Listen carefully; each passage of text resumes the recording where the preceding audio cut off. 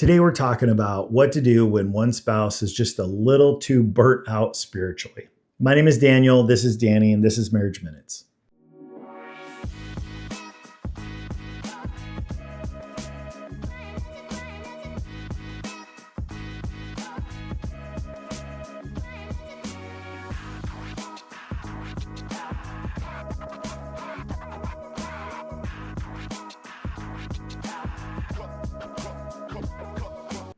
So what do you do when one spouse is burned out spiritually?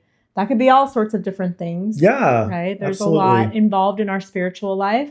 But how do you handle it in your marriage when one of you is burned out spiritually?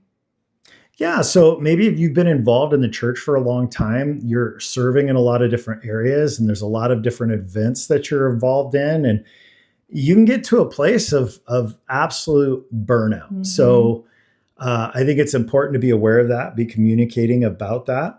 It starts by removing the pressure to perform. Just take that pressure off the table. You don't have to perform. Your spiritual life is not a performance. It's about a relationship with God and Yeah. not performing for people or people pleasing. So remove that pressure. Yeah. So I know sometimes one spouse could be a little bit more gung ho while the other one's a little bit burnt out. And if you're the gung ho one, you want to offer rest and be okay with a season of just like taking a step back and offering that rest and not being pushy or offering up lectures. Yeah. So our marriage is a great example of what this looks like because I am an introvert and Daniel is an extrovert. And so we approach the church and serving in different ways. Yeah. If we go to an event together, when we leave there, Daniel is on fire. He is like he's just had a ton of caffeine or something because he's been fed by being at an event.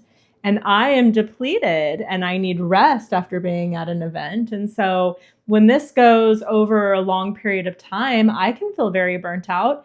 And maybe Daniel doesn't understand what the burnout is coming from because he's actually being fed. It's pouring into his extroversion while it's depleting me because I am an introvert. So you want to be aware of your differences and leave room for your spouse to feel that way, and make sure that you're in a season, or make sure that you make room for a season of rest. You also want to be in constant prayer together about this, especially all the time. Pray all the time, but especially in seasons where one of you is experiencing burnout, pray about it. Ask God what his will is in it.